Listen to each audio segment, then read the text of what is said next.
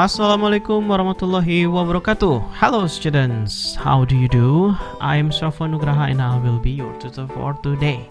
Apa kabar teman-teman semua? Saya Sofwan Nugraha, kembali lagi di channel YouTube-nya Pak SN, dan saya akan menjadi tutor kalian untuk hari ini. Well, it is quite a nice day for me, even though it is raining quite hard outside. You probably can hear the noise, but I wish for you it should be a sunny day. Meskipun hari ini di luar itu hujan, tadi lumayan keras ya, mungkin teman-teman masih bisa dengar suara agak berisik di luar. Tapi saya harap di tempat teman-teman semua cuacanya cerah. And I also hope today will be a fun day for us to learn together. Jadi saya tetap berharap hari ini juga menjadi hari yang menyenangkan buat kita semua bisa belajar bersama dengan penuh semangat. And today, as usual, I share another video of English grammar tutorial. Yeah, this time we will talk about nouns as parts of speech. Jadi di video tutorial ini saya lagi membagikan satu materi tutorial gramatika bahasa Inggris lagi. Judulnya adalah nouns atau kata benda sebagai bagian dari kelas kata, parts of speech. Nah, tentang parts of speech sendiri, saya pikir saya pernah membahasnya di video yang lain ya tentang ini. Jadi tapi saya ingatkan kembali, yang disebut dengan parts of speech ini kurang lebih samalah konsepnya kalau di bahasa Indonesia, gramatika di tata bahasa Indonesia ya, tentang parts of speech ini kurang lebih miriplah dengan yang namanya kelas kata. Ya. Jadi di parts of speech itu kita membahas tentang nouns. Kalau di bahasa Indonesia kita kenal sebagai kata benda, kemudian verbs, kata kerja, kemudian adjectives, kata sifat, dan kelas-kelas kata lainnya, termasuk adverb, numerals, determiners, quantifier, dan lain-lain.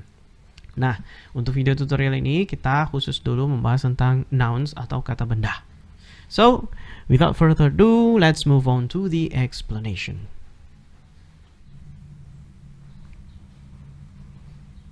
Now, as usual, we will start the explanation from a little bit definition. Seperti biasa, kita akan mulai pembahasannya dari sedikit pengertian-pengertian. Maka kita sampai pada sebuah pertanyaan. What is noun?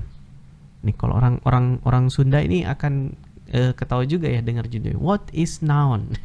Ya, noun adalah apa? Apa adalah apa? Bingung ya? Tapi ya seperti itulah, itu keunikan bahasa kita ya. What is noun? Bukan noun apa ya, kalau bahasa Sunda noun artinya apa. What is noun? Noun kalau di dalam bahasa Indonesia, noun ini kita kenal sebagai kelas kata ya, yang dikenal sebagai kelompok kata benda. Nah, di dalam linguistik bahasa Indonesia kita kenal istilahnya dengan nomina. Jadi nomina itu kalau di bahasa Indonesia artinya di bahasa Inggris dia adalah noun, sama ya. Nah, kemudian apa sih kata benda itu? Apa bedanya dia dengan kata-kata kelas kata lain atau parts of speech yang lain seperti misalnya adjective atau verb? Sebenarnya sulit juga sebenarnya menjelaskan apa itu kata benda. Tapi simple definition atau definisi paling mudahnya ya mungkin saya katakan saja ya, bahwa yang namanya noun atau kata benda itu adalah kata yang menamai ya, kata yang menamai segala sesuatu atau segala benda atau segala objek yang ada di dunia ini ya. Objeknya itu sendiri bisa terlihat, bisa tidak terlihat ya, karena ada objek yang abstrak, ada yang konkret atau kelihatan bisa diindra, ada juga yang tidak. Nah, yang jelas noun itu fungsinya menamai. Menamai itu berarti memberi nama ya, memberi nama atau memberikan penyebutan pada suatu objek. Objek itu objeknya sendiri itu bisa berupa person, orang ya, bisa berupa place, tempat ya, bisa berupa item, things gitu ya, benda lah ya. Nah, kalau person misalnya ada kata seperti man laki-laki, ya kan? Ini noun, kata benda. Kemudian woman, kemudian nama orang, ya, nama orang seperti misalnya Sofwan, seperti ini. Ini masuk ke noun. Jadi kata nama itu teman-temannya kayak misalnya Andy, Sue, John, atau ya nama Indonesia pun seperti misalnya Ida, Arif, Rohmat, dan sebagainya, itu semua masuk ke dalam kelas kata benda, kata namanya. Ya, ketika kita menuliskan nama orang, ya kata yang terbentuk untuk menulis nama orang itu masuk ke dalam kelompok noun atau kata benda. Nanti namanya itu kelompoknya, subkelompoknya namanya proper noun. Jadi kata benda nama, proper noun. Termasuk merek, ya, termasuk merek. Nah, Sofwan atau misalnya John, ya, Alice, dan seterusnya, itu semua adalah noun untuk person. Kemudian place, misalnya school, sekolah, ya kan. Kemudian office, kantor, house, rumah, kemudian park, taman, dan sebagainya. Ya, itu semua masuk ke dalam kelompok place. Kemudian thing itu seperti benda-benda, ya, benda-benda. Nah, benda ini yang banyak, bendanya ini yang banyak. Dan saya katakan tadi tidak terbatas pada benda yang kelihatan, seperti misalnya car, mobil, ya, shoes, sepatu, atau friend, teman. Tidak hanya benda-benda yang bisa kelihatan, disentuh, didengar, atau dilihat, tetapi juga benda-benda yang tidak kelihatan. Misalnya music itu kan nggak kelihatan, ya, bentuknya kayak gimana, tapi bisa kita dengar memang. Kemudian love, cinta, kasih sayang. Terus art, seni. Kalau karya seninya kelihatan, tapi kalau seninya kan kayak gimana, bingung. Ya kan, seni itu kan semacam keterampilan, ya, skill atau sesuatu yang dimiliki dalam mentalnya orang, dalam pikiran orang, ya, di dalam otaknya orang. Jadi it's invisible, tidak kelihatan, ya, it's abstract, tapi itu masuk ke dalam kelompok noun, kata benda. Nah, kemudian tapi beberapa katanya kayak misalnya love ini sebenarnya agak problematik. Saya sebenarnya jangan kasih contoh love, ya, ganti deh, karena love ini problematik, teman-teman. Dia bisa masuk ke dalam kelompok kata benda, dan dia juga bisa masuk ke dalam kelompok kata kerja yang agak sulit lah dibayangkan untuk level beginner di mana sih perbedaannya. Kalau mungkin bisa kita ganti misalnya, ya, seperti justice, justice, keadilan, ya, itu semua bentuk noun.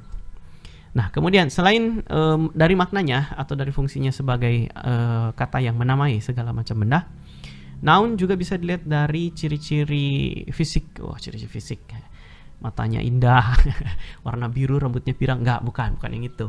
Ciri fisik kata, cuy. Ciri fisik kata. Ciri fisik kata itu bisa kita lihat dari, gimana ya, kasih tandanya. Gini aja kali ya. Ciri-ciri noun, ya, kata benda. Ciri-ciri kata benda. Pertama, kita bisa lihat dari ending. Ending itu sufiks, ya, sufiks. Kok pakai x, sufiks, atau akhiran. Dari akhirannya kita bisa menebak bahwa sebuah kata itu seperti ini masuk ke dalam kelompok kata benda. Akhiran kata apa yang menandai kata benda? Pertama, ada akhiran iti, ya, kemudian ada akhiran ment, belakang ment, ya, kemudian ada akhiran nes, kemudian ada akhiran tion, ya, tionan, ya, kemudian shen, kemudian hud. Nah, ini adalah contoh-contoh akhiran kata yang bisa menandakan bahwa kata ini adalah kata benda. Nah, cuman ingat teman-teman, karena kita melihat cirinya dari sufiks atau akhiran, ya, kata-kata yang bersufiks atau kata-kata yang berakhiran itu biasanya merupakan derivation atau kata turunan. Ya, derivation atau kata turunan. Apa itu kata turunan? Kata turunan itu dihasilkan dari proses morfologis. Nah, proses morfologis itu dia menggabungkan satu kata dasar dengan imbuhan. Jadi ada bentuk dasar, ya, base. Nah, kemudian ditambah dengan affix. Afiks itu imbuhan. Kalau di bahasa Indonesia imbuhan itu banyak, ada me, ada di, ada ber, ada se, ada ter, banyak macam-macam. Yang akhiran ada an, ada di, ada an, ada an, ada i, ada kan ya. Dan macam-macam. Ya, seperti itu, akhiran-akhiran seperti itu. Nah, di bahasa Inggris sufiks nggak banyak, dan bahasa Inggris itu kan cenderung ke ke perubahan bentuk kata ya, ke conjugation. Nah, ada sih kata-kata yang bersufiks, dan teman-teman harus tahu bahwa kata benda atau noun yang punya ciri sufiks itu bukan kata dasar. Ya, kebanyakan itu adalah kata turunan karena dia berasal dari proses morfologis, menggabungkan bentuk dasar aslinya. Jadi ada kata aslinya itu. Ya, dia bukan kata aslinya, dia hanya turunan dari kata lain. Kemudian diberikan akhiran.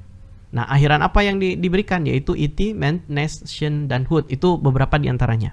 Contoh, kita punya kata seperti contoh misalnya kita punya kata activity. Activity ini kata benda ya, jelas karena belakangnya pakai akhiran iti. Nah, kata activity ini bukan berdiri sendiri begitu saja tiba-tiba activity, enggak. Ini berasal dari kata active ya, active yang diberikan akhiran iti. Kata aktif ini kelas kata aslinya adalah kata sifat atau adjektif. Nah, kemudian diberikan akhiran iti, akhirnya menghasilkan kata activity yang kelas katanya adalah noun. Jadi kelas kata noun ini turunan, bukan asli ya, harus diingat tuh. Untuk akhiran month, kita punya kata seperti appointment. Ya, appointment ini asal katanya dari to appoint, kata kerja, diberikan akhiran month, jadi berubah turun derivation ya menjadi kata benda appointment. Kemudian ada commitment dari kata to commit. Nah, kemudian untuk ness kita tahu kata happiness. Happiness ini asal katanya dari kata sifat happy. Ya, kemudian calmness, ketenangan ya. Kemudian untuk tion kita punya kata transportation misalnya, transportation. Asal katanya transport ya, transport itu memindahkan. Kemudian communication ya, komunikasi, itu communicate, itu asal katanya kata kerja juga. Kemudian hood, kita kenal kata neighborhood, neighbor ya, tetangga ya. Ini udah kata benda sebenarnya, tapi diberikan hood jadi tetap kata benda. Kemudian ada kata adulthood ya, kedewasaan, dan macam-macam. Nah, ini semua adalah contoh-contoh kata benda yang mendapatkan akhiran. Jadi dia mendapatkan sufiks dan dia berubah kelas menjadi kata benda. Kemudian yang kedua, ciri noun yang kedua adalah kita bisa lihat dari position ya. Position atau posisinya di dalam sebuah kalimat. Nah, yang namanya kata benda itu biasanya berada di belakang determiner. Jadi pertama ya, kalau kita menemukan konstruksi determiner, kemudian di belakangnya ada kata itu kemungkinan besar sekali adalah noun. Nah, contoh bentukan determiner dengan noun ini seperti apa? Misalnya itu determiner ya, dia quantifier dan masuk ke determiner.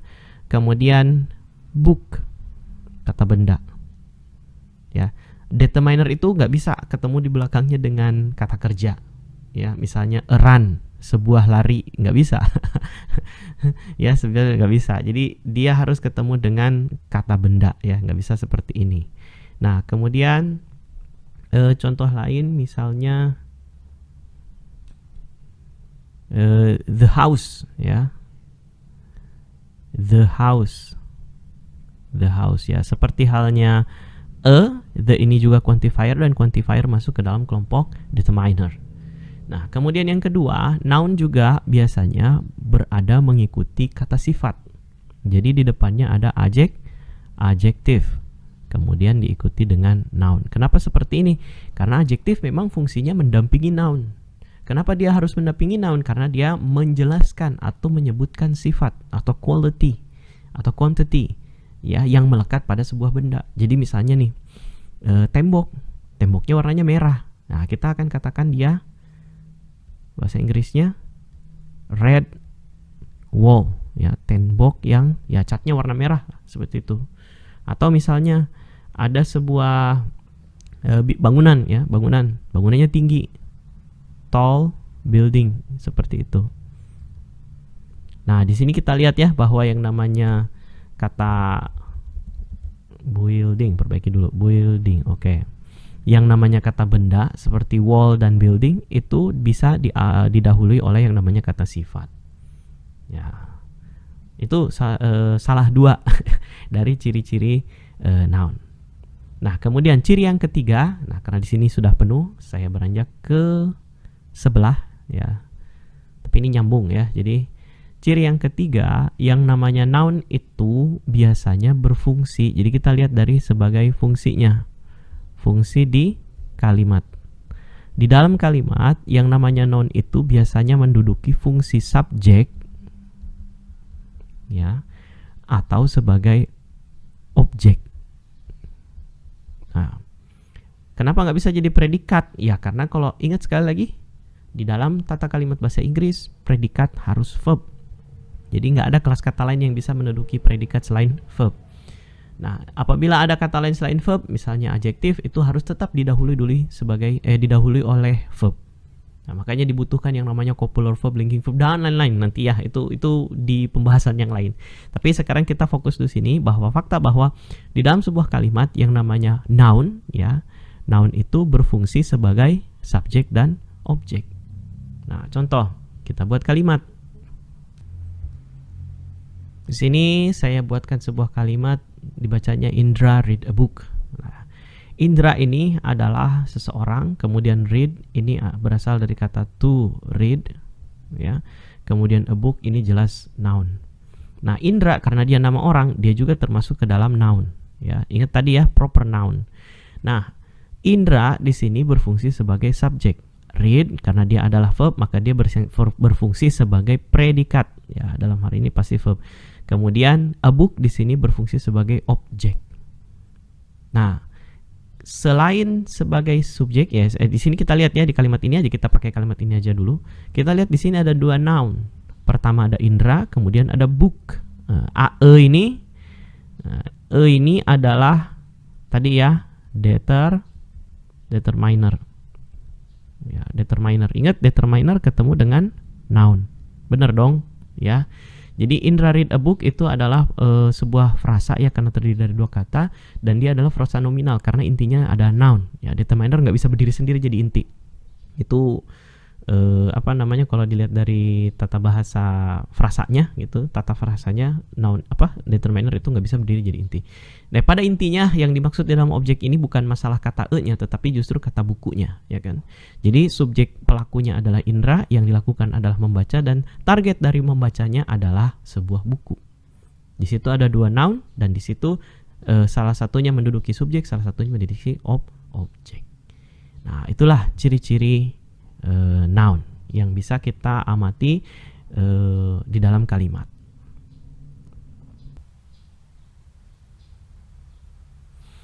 Oke, berlanjut ke pembahasan selanjutnya, kita akan membahas tentang types of noun atau jenis-jenis kata benda. Jadi nouns itu adalah salah satu dari 3 kata yang paling penting di dalam bahasa Inggris. 2 yang lainnya itu adalah verb ya, dan adjectives. Yaitu 3 kata yang penting sekali keberadaannya di dalam bahasa Inggris. Ya, selain karena jumlahnya banyak, juga karena kebanyakan gramatika itu berhubungan ketiga tadi itu. Ya, ke noun, ke verb, dengan ke adjektif. Nah, sebagai salah satu kelas kata yang penting dalam bahasa Inggris, noun juga ternyata kata atau kelompok kata yang jumlahnya paling banyak. Ya, kenapa paling banyak? Karena ya tadi kan definisinya dikatakan apa? Noun adalah kata yang menamai segala objek benda yang ada di dunia atau bahkan sesuatu yang bisa dibayangkan manusia. Jadi meskipun bendanya itu tidak tahu ada atau tidak, diperdebatkan ada keberadaannya, eksistensinya diperdebatkan. Selama manusia bisa membayangkan itu, misalnya ada muncul dalam imajinasinya, noun itu akan muncul. Itu kayak misalnya gini, sampai hari ini kan kita masih perdebatannya, ada apa enggak sih alien, UFO gitu kan, UFO, ada nggak sih, bentuk nyatanya seperti apa? Belum pernah ada berita yang memperlihatkan secara nyata ini loh UFO, ini loh alien. Jadi ya katakanlah itu hal yang masih diperdebatkan eksistensinya. Bahkan bisa jadi, ini bisa jadi itu hanya imajinasi belaka aja, bisa aja kan, gitu kan. Nah, tapi kita punya gitu kata untuk menunjuk makhluk yang datang dari luar angkasa. Apa? Alien, gitu. Bahkan kita bisa membuat sebuah kata untuk menamai sesuatu yang belum pernah kita lihat gitu. Contoh lain lah, misalnya di novel-novel fantasi atau cerita fantasi, atau kita kan ada aja muncul kata-kata baru. Contoh begini, yang pernah nonton Harry Potter pasti tahu kan, ada istilah muggle. Dari muggle ini ada muggleborn, apa macam-macam. Nah, saya ya waktu dulu Harry Potter tuh kapan ya pertama kali muncul itu, kayak ya tahun 90-an kayaknya ya, saya SMP lah waktu itu. Saya nggak pernah kenal kata muggle, baru pertama kali kenal kata muggle itu ketika baca bukunya Harry Potter yang buku pertama. Nah, setelah itu baru tahu, oh ada kata muggle. Dan saya juga baru tahu ternyata muggle itu adalah made up words gitu ya, sebuah kata, istilahnya tuh made up gitu ya. Made up itu berarti kata bikin-bikinan aja sama si J.K. Rowling, bahwa bahwa kaum penyihir di cerita novelnya Harry Potter itu, kaum penyihir itu menyebut orang yang biasa gitu, yang tidak punya kemampuan sihir, itu disebutnya muggle gitu kan. Nah, sementara kalau kita kan menyebut itu ya orang aja gitu, manusia biasa. Dan wujudnya muggle juga pun manusia kan gitu ya, manusia biasa gitu. Tapi dia membuat sebuah kata baru. Itu kan dari imajinasinya J.K. Rowling, ya kan? Dia membuat kata muggle itu. Nah, jadi intinya yang namanya noun itu adalah sebuah kata yang jumlahnya sangat banyak. Mungkin bisa dikatakan dialah yang paling banyak anggota kelompoknya. Nah, kemudian nouns, type of nouns, dari sekian banyaknya kata-kata benda ya, dari sekian banyaknya nouns itu, kata benda bisa dibagi menjadi beberapa kelompok atau subkelompok. Pertama, kita kenal yang disebut sebagai common nouns, pembedaan common nouns dan proper nouns. Nah, apa itu common nouns? Common nouns itu kata benda biasa. Ya, sementara apa itu proper nouns? Proper nouns adalah kata benda nama. Nama ya, nama. Termasuk merek. Merek itu adalah kata benda. Nah, perbedaan paling mendasar dari common noun dan proper noun adalah yang namanya common nouns, kata benda biasa itu menyebut sebuah benda yang ciri-cirinya ya sama. Misalnya kucing ya kucing, cat gitu. Tapi kalau proper noun, kasih contoh gini, misalnya cat ya, cat itu kucing artinya. Nah, kemudian misalkan gini, saya punya kucing atau tetangga saya punya kucing. Nah, tapi kucing itu dinamai khusus oleh tetangga saya, misalnya namanya Alfred. Ya bisa aja kan, yang namanya orang kan kasih nama kucing kan macam-macam ya. Alfred misalnya, atau Edward gitu. Gak usah ditambahin Cullen ya, gak usah, jadi Alfred aja. Nah, misalnya namanya Alfred. Nah, Alfred ini kan ya selain nama kucing, sebenarnya kan bisa jadi nama orang gitu. Dan namanya juga nama gitu. Nama kan itu bebas ya, mau diberikan kepada siapapun gitu. Bahkan ada orang yang menamai mobilnya itu dengan nama gitu, ya kan. Nah, cat adalah kata benda biasa, sementara Alfred untuk menyebut nama kucing tetangga saya itu adalah proper noun. Gitu. Dan perbedaan mendasar kedua adalah yang namanya proper noun itu dituliskan dengan kapital. Ya, jadi yang ini tuh harus selalu diawali dengan capital. Kapital. Nah, ini perbedaan dengan bahasa Jerman. Kalau bahasa Jerman bahkan common nouns itu ditulis dengan kapital. Ya, kalau di bahasa Inggris sama seperti bahasa Indonesia, hanya nama, hanya proper noun yang diberi kapital. Nah, kemudian yang kedua, oh ya, ingat ya, yang namanya nama ini termasuk merek. Termasuk merek.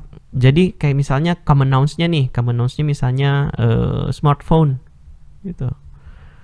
Smartphone. Nah, proper noun-nya misalnya Samsung.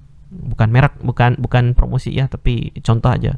atau misalnya Lenovo misalnya. Ini semua adalah proper noun. Contoh lagi misalnya car gitu. Di sini misalnya Daihatsu. TSU. Nah, oke. Nah, yang kedua, kelompok yang kedua, kata benda juga bisa dikategorikan berdasarkan kemampuannya di indera, sensibility-nya. Di situ kita bisa membedakan antara concrete nouns dan abstract nouns. Ya. Concrete itu apa? Concrete adalah kata benda physical things, ya, physical things you can touch, you can see. Itu concrete. Jadi ini visible ya, visible, touchable. Jadi bisa dilihat, bisa disentuh, ya, bisa diindra lah. Nah, kemudian abstrak ya kebalikannya, itu kan something invisible dan untouchable. Untouchable, ya. Nah, seperti ini. Ya, jadi sesuatu yang bisa dilihat dan bisa disentuh kita sebut dia sebagai kelompok concrete noun, sedangkan yang tidak bisa kelihatan atau tidak bisa dipegang itu adalah abstract nouns. Contohnya, kita tahu concrete nouns misalnya tadi car. Car itu bisa disentuh, bisa dilihat, itu concrete nouns. Kemudian door misalnya pintu ya. House. Ya, itu semua concrete noun. Children, anak-anak, itu semuanya itu juga termasuk concrete noun. Sementara yang masuk ke dalam abstract nouns apa? Misalnya mystery. Mystery ini kata benda loh. Dan apa itu misteri? Nggak tahu. Sesuatu yang tidak diketahui dengan jelas aja disebutnya misteri ya. Berarti misteri itu apa? Bingung. Ya. Kemudian truth, kebenaran. Kebenaran itu nggak bisa dipegang. Apa bentuknya? Kotak, segitiga, segelima? Nggak tahu. Ya kan? Bagaimana cara megangnya? Nggak bisa. Ya. Dan dia nggak kelihatan. Terus kalau hal yang dinyatakan sebagai kebenaran bisa, tapi kalau dibilang apa itu kebenaran, bentuknya seperti apa, siapa yang bisa tunjukkan? Nggak bisa. Contoh lain misalnya strength, ya, kekuatan. Apa itu strength, kekuatan? Ya kekuatan gitu. Kan bingung ya kayak gimana bentuknya, apakah bulat gitu, tabung, prisma, kan nggak tahu.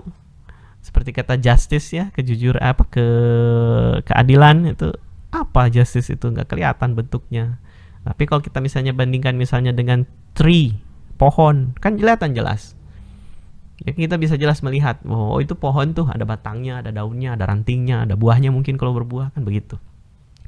Nah, itu ya contoh perbedaan antara concrete dengan abstrak itu berdasarkan sensibility, apakah dia bisa diindra atau tidak. Kemudian yang ketiga, ada yang disebut dengan countable dan uncountable. Countable dan uncountable. Nah, uncountable dan uncountable nouns ini adalah dua kelompok kata benda. Yang satu di sini count ya. Count itu artinya menghitung. Ya, count itu hitung. Dia kelas katanya kata kerja, jadi dia verb. Berarti count dan di belakangnya diberi akhiran able. Ya, ini di sini able di depannya tapi ada unnya. Nah, countable itu berarti able itu kan artinya bisa atau mampu ya, dan count itu hitung. Berarti countable itu secara harfiah diartikan bisa dihitung. Nah, sementara uncountable itu berarti tidak bisa dihitung. Ya, karena di depannya ada awalan an. An ini berarti pengingkaran ya, mengingkar, membalik maknanya. Jadi melawan membalik ya, membalik warnanya, namanya, maknanya, ribet banget dah. Maknanya yang dibalik. Jadi yang ini bisa dihitung, ini tidak bisa dihitung.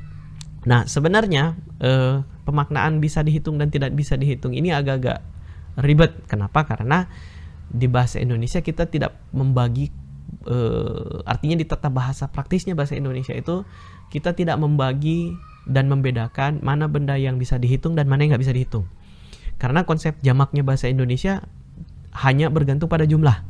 Ya, jadi kalau kita katakan sebuah bola berarti bolanya satu. 15 bola berarti bolanya 15 dan itu jamak. 2 bola itu sudah jamak dan tidak ada penanda yang lain selain kata benda itu selain si jumlah atau kata bilangan di depannya. Atau kalau misalnya kata bendanya jadi kata ulang ya, kayak misalnya bola dan bola-bola itu pasti beda. Kalau bola bolanya 1, tapi kalau bola-bola ya pasti lebih dari 1, 2 dan seterusnya tak terhingga. Begitu. Dan kalau di bahasa Indonesia nggak ada gitu pengertian mana yang bisa dihitung, mana yang tidak bisa dihitung. Maka ketika kita mempelajari countable dan uncountable nouns di sekolah, jujur saya juga dulu pertama bingung, apa sih maksudnya countable, apa sih maksudnya uncountable gitu. Bahkan nanti ya saya jelaskan, ada yang bikin pusing tuh. Kata benda seperti uang itu nggak bisa dihitung ternyata. Dulu juga saya diajar gitu waktu sekolah, uang itu uncountable nouns, nggak bisa dihitung. Lah Pak, saya tiap hari ngitung duit. Bingung kan jadinya. Nah di sini kita coba saya coba jelaskan. Jadi countable yang dimaksud dengan bisa dihitung itu, ini dalam pemahaman saya ya, saya berbagi pemahaman aja nih ceritanya. Yang dimaksud dengan bisa dihitung itu sama dengan bisa dicacah. Apa maksudnya bisa dicacah? Bisa dicacah itu bisa dipisahkan satu persatu unit yang sama. Dan dia punya hitungan sendiri, punya unit hitungan sendiri gitu. Maksudnya gini nih, gini. Bisa dicacah nih. Apa namanya? Kertas ya. Nah, kasih contoh dulu ya. Paper, kertas. Itu countable noun. Countable nouns. Meskipun paper ini bisa uncountable ya. Hati-hati ya, paper ini bisa uncountable. Kalau begitu saya ganti dulu deh supaya nggak bikin bingung.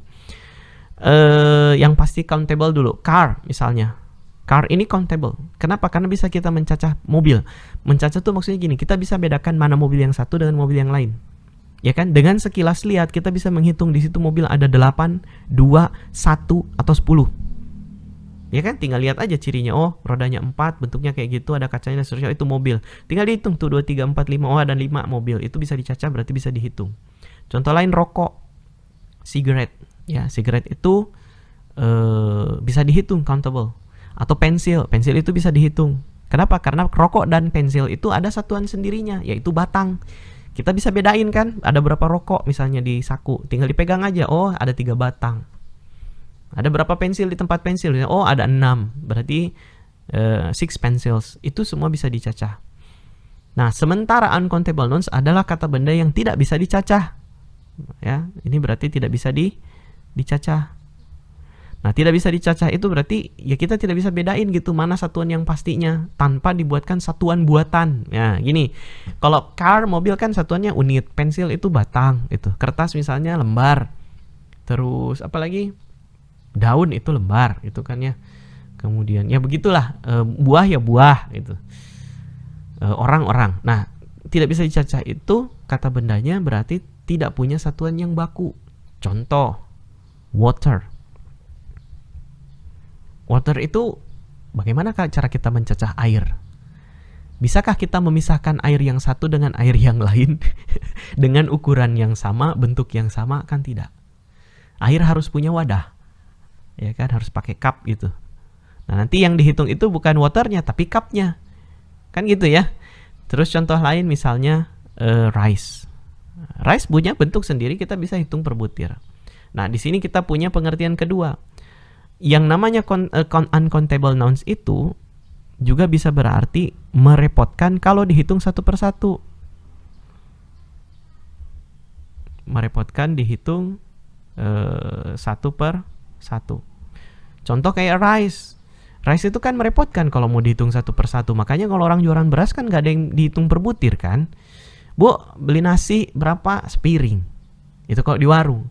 Atau misalnya, Pak, saya mau beli beras berapa kilo, Dek? Nah, dihitungnya kilo. Kenapa kita menggunakan hitungan piring, hitungan kilo, dan hitungan misalnya apa liter ya? Mungkin ada yang pakai liter. Karena beras itu merepotkan kalau dihitung satu per satu.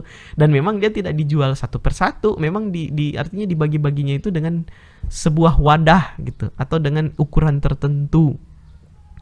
Ya, standarisasi tertentu. Makanya dia disebut makanya dia tidak pakai hitungan butir, tapi dia pakai hitungannya kilo, misalnya liter, atau cangkir, atau piring gitu. Seperti itu. Nah dari situ kita juga bisa tahu, kayak misalnya water gimana cara menghitung satu persatu kan repot. Atau misalnya semen ini semen bahan material itu, bahan bangunan. Gak ada tuh orang jual semen per bubuk. Bubuk kan nggak bisa dihitung satu persatu ya, tapi dia harus disak, satu kantong karung sak namanya gitu. Atau mungkin ada yang beli di curah atau di ecer, ketika dia diecer dia tetap pakai satuan yang apa namanya kayak kilogram gitu, seperti itu. Nah, ciri keduanya, jadi satu ya dia bisa dicacah, kedua kalau dia merepotkan dihitung berarti dia uncountable nouns. Nah, ciri yang ketiganya, yang namanya countable nouns itu punya bentuk plural. Ganti dulu pakai yang merah. Punya bentuk plural. Contohnya, car itu punya cars, pensil itu punya pencils, ya kan? Tree misalnya pohon itu bisa punya ada bentuknya trees. Person misalnya orang, manusia itu punya bentuk plural misalnya people, kan begitu. Nah, sementara uncountable karena dia nggak bisa dihitung, dia selalu dianggap tunggal.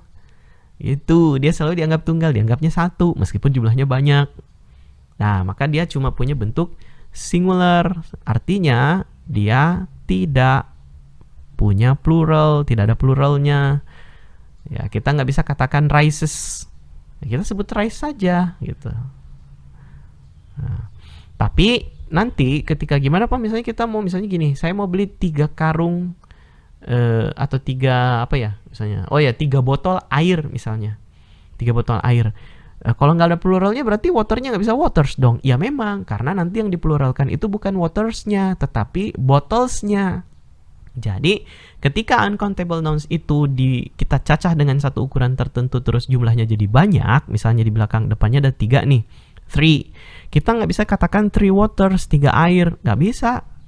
Di bahasa Indonesia aja aneh kan, saya beli 3 air, ya kalau di bahasa apa ya, bahasa non formal gitu kehidupan sehari-hari ya nggak aneh gitu, tapi kalau secara bahasa baku juga nggak berterima itu 3 air. Nah, kita harus menggunakan satuan atau benda countable dulu baru bisa dijamakan uncountable nouns. Jadi misalnya di sini 3 bottle, pakai botol kan ngitungnya, pakai s jamakan, baru di belakangnya pakai water gitu. Ya. Nah, sama seperti rice kan nggak bisa dihitung per butir ya, dia dihitungnya per karung, per sak gitu. Nah, jadi nanti ketika kita membuat sak, misalnya membuat jamak ya, karungnya banyak tuh Pak, di situ ada 7 misalnya ya, tulis aja di situ 7, kemudian di belakangnya sini kasih satuannya, misalnya dihitungnya pakai cangkir jadi cups, kalau dihitungnya pakai karung berarti sak. Nah, sak, kemudian belakangnya s jadi saks, kemudian di sininya rice. Nah, ininya jangan dijamakan, jangan jadi rices ya. Ini saja yang jamak. Sama seperti ini, jadi jangan 3 bottles of waters gitu, jangan 3 bottles of water gitu ya. Oh ya, di sininya pakai of, saya lupa. Ini of, sini of. Jadi 3 sacks of rice, 3 bottles of water. Gitu. Nah, itulah tentang countable dan uncountable. Mudah-mudahan nggak terlalu bikin pusing. Jadi sekali lagi cirinya satu, kalau countable itu bisa dihitung, uncountable tidak bisa dihitung. Kedua, yang disebut uncountable itu tidak bisa dihitung karena dia merepotkan untuk dihitung satu persatu dan dia tidak punya satuan hitungan sendiri. Ketiga, countable nouns itu punya plural ya, punya plural, sementara uncountable nouns itu tidak punya plural.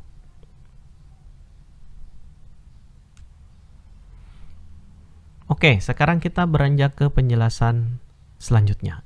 Kelompok selanjutnya, sorry. Kelompok selanjutnya, tadi number 3 ya, sekarang yang kelompok yang keempat. Nah, ada kelompok nouns yang disebut sebagai collective nouns. Nah, collective itu berarti kelompokan. Ya, kelompokan. Kenapa dia disebut kelompokan? Karena collective noun itu dia dihitungnya satu. Ya, dia dihitungnya satu padahal isinya sebenarnya plural, jamak. Nah, ini kebalikan nggak ya dengan, kayaknya kebalikan ya dengan konsepnya uncountable nouns. Jadi kalau uncountable nouns itu dia selalu singular, ya, dia selalu singular karena dia tidak punya plural. Jadi meskipun dia banyak dihitungnya tetap singular. Di sini nggak boleh tambahin s, nanti yang s-nya yang countable noun di depannya. Nah, kalau collective nouns itu dia dihitungnya singular tapi isinya pasti plural. Itu loh. Jadi dia hitungannya satu, tapi isinya di dalamnya itu pasti plural. Contoh lah, kasih contoh ya. Kata seperti family. Family itu ada nggak sih keluarga yang anggotanya cuma satu orang gitu? Nggak ada. Nggak ada kan ya. Yang namanya keluarga itu kan sebuah hubungan antar manusia kan ya. Jadi karena hubungan antar manusia, berarti kan tidak mungkin kalau manusianya cuma satu. Pasti ada anggota keluarga yang lain gitu. Jadi ada bapak, ada ibu, ya kan, ada suami, ada istri. Nah, husband and wife saja itu sudah itu antonim yang saling berpasangan dan saling ada gitu. Jadi kalau kalau ada suami pasti ada istri, kalau ada istri pasti ada suami. Tidak ada suami tanpa istri. Bilang, Pak, itu kalau meninggal gimana? Ya namanya bukan suami lagi dong, duda. Iya kan? Sama kayak istri, bilang, Pak, itu kan ada suaminya dulu tapi udah meninggal. Ya berarti namanya bukan istri dong, janda. Kan gitu. Ya, jadi istri dan husband and wife itu hanya ada selama ada ikatan pernikahan. Ketika ada sepasang husband and wife meninggal salah satu pasangannya, otomatis kan cerai statusnya, divorced. Divorce itu ada divorce by death dan ada divorce by law, ya kan? Cerai karena hukum atau cerai karena meninggal. Jadi kalau meninggal itu udah bukan hubungan keluarga, itu udah cerai ya. Nah, jadi ya seperti itu. Nah, family intinya family itu sebuah kata benda jumlahnya satu karena bukan families ya. Kalau families itu jadinya plural. Nah, dia itu singular tapi isinya dalam pasti plural. Karena di dalam family akan ada husband, ada wife, ada father, ada mother, kemudian ada children, ada brother, sister, cousin, niece, grandparents dan seterusnya. Ya, kemudian grup, kelompok. Tidak ada tuh grup atau kelompok yang memang hanya satu anggotanya. Itu mah bukan grup dong, namanya individual kan ya, individu. Kemudian company perusahaan. Masa ada perusahaan karyawannya cuma satu itu. Itu mah bukan perusahaan, itu namanya wiraswasta ya, berdiri sendiri. Kemudian tim ya dan seterusnya. Ini adalah yang disebut sebagai collective nouns. Oh ya, termasuk dozen, lusin. Satu lusin itu pasti isinya 12. Nggak boleh kurang, nggak boleh lebih. Ya, dozen itu masuk ke dalam collective nouns. Nah, kemudian yang kelima ada lagi kelompok namanya, atau saya pindah ke sini aja deh supaya ini tinggal ini kok. Yang kelima ada yang disebut dengan compound nouns. Nah, kalau compound noun ini dilihat dari bentuk penulisannya sebenarnya compound nouns itu ya. Compound noun itu sama dengan kata benda kata benda majemuk. Nah, kata benda majemuk. Kenapa disebut majemuk? Karena dia harus jadi harus ada dua kata atau lebih yang memang berpasangan dan dia membentuk makna baru. Penulisannya ada 3 macam. Ada yang terpisah pakai spasi, ada yang dihubungkan pakai tanda hubung, dan ada yang tidak pakai spasi. Nah, jadi sekali lagi ya, compound nouns itu kata benda majemuk itu terdiri dari 2 atau lebih noun ya, dan dia membentuk makna baru, dan itu sepasang, berpasangan mutlak jadi nggak boleh ditukar, nggak boleh diganti pasangannya. Kalau diganti pasangannya nanti berubah.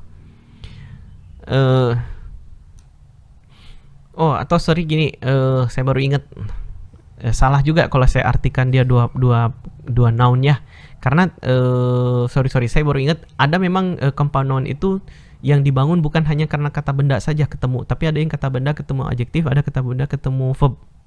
Nah, jadi kita begini aja dulu pengertiannya. Yang namanya compound nouns itu terdiri dari 2 kata. 2 kata. Ya, dan dia membentuk makna baru. Membentuk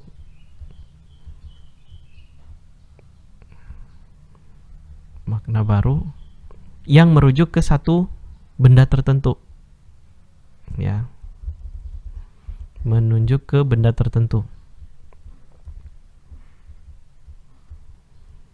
Nah, compound nouns ini karena saya katakan tadi compound nouns itu dilihat dari penulisannya dan maknanya sebenarnya ya, karena di sini disebut ya membentuk makna baru ya untuk benda tertentu. Pertama ada yang Pertama ada yang penulisannya itu space ya, diberi spasi. Nah, contohnya car park. Car park ini, car itu mobil, noun-nya. Kemudian park itu taman. Tapi artinya bukan taman mobil loh. Bukan taman mobil kan, artinya tempat parkir ya.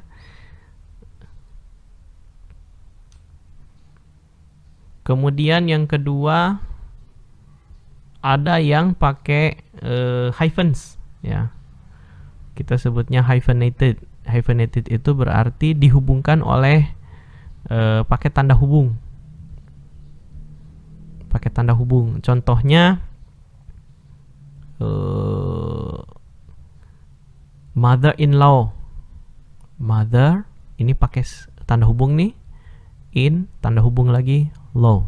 Jadi tanda hubungnya 2 kali ya, mother-in-law. Apa itu mother-in-law? Mertua. Ibu mertua. Nah, dan sama ya, bapak mertua itu father-in-law. Penulisannya pun seperti itu, father-in-law. Nah, bapak ini kan sebenarnya artinya punya arti masing-masing ya. Mother itu ibu, in itu dalam, law itu hukum. Ibu dalam hukum, kan aneh gitu ya. Saya baru saja mengunjungi ibu dalam hukum saya. Kan aneh. Karena memang bukan begitu pengertiannya. Mother-in-law itu merujuk ke satu benda tertentu, yaitu ibu mertua. Makhluk itu kan manusia. Bapak mertua itu manusia. Selanjutnya yang ketiga, yang kelompok C, itu yang ditulis tanpa spasi ya. Kita nyebutnya closed. Jadi tidak pakai spasi ya, closed artinya dempet antara kata yang pertama dengan kata yang berikutnya. Dan kayaknya ini yang jumlahnya paling banyak itu ya, closed. Nah, contoh misalnya football.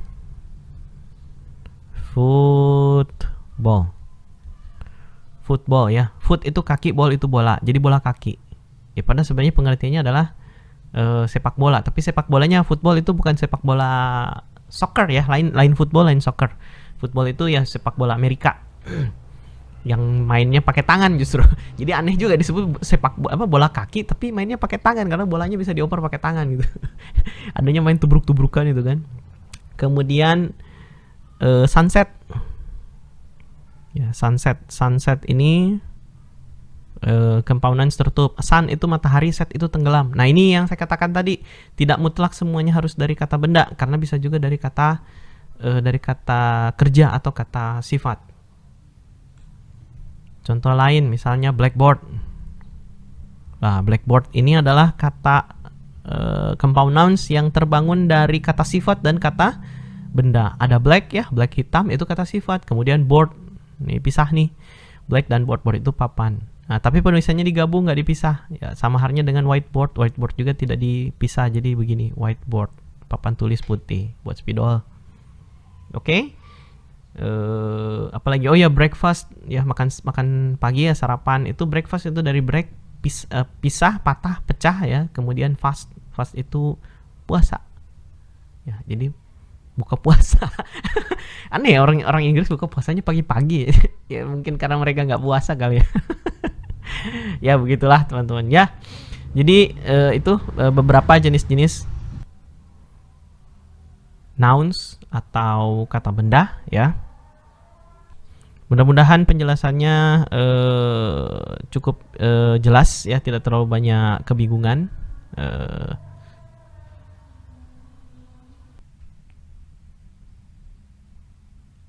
Jadi selain kelima kelompok nouns tadi, sebenarnya ada satu lagi ya pembahasan tentang plural dan singular nouns. Cuman saya pikir permasalahan plural dan singular ini pembahasannya agak panjang ya, karena berhubungan dengan berbagai macam hal lain seperti determiner, quantifier, dan lain-lain. Maka mungkin kita pisahkan saja di satu video tutorial sendiri.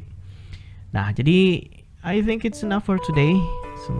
Saya pikir cukup untuk hari ini. Hopefully this explanation is easy to understand and useful for you. Mudah-mudahan apa yang telah kita bahas mudah dipahami dan bermanfaat buat teman-teman. If there's something you don't understand, please ask in the comments column. And please don't hesitate to check out the other tutorial videos on my channel. Jangan lupa untuk melihat-lihat ya video-video tutorial yang lain yang ada di channel YouTube saya. And if you're interested, you can click the subscribe button and don't forget to turn on the notification button so you can get reminders of the new tutorial videos I uploaded one day. Jadi silakan teman-teman klik tombol subscribe dan notifikasi supaya kalau saya membuat atau mengunggah video baru, teman-teman bisa mendapatkan notifikasi dengan segera. Okay, see you in the next video tutorial and keep the spirit of learning. Take care. Assalamualaikum warahmatullahi wabarakatuh.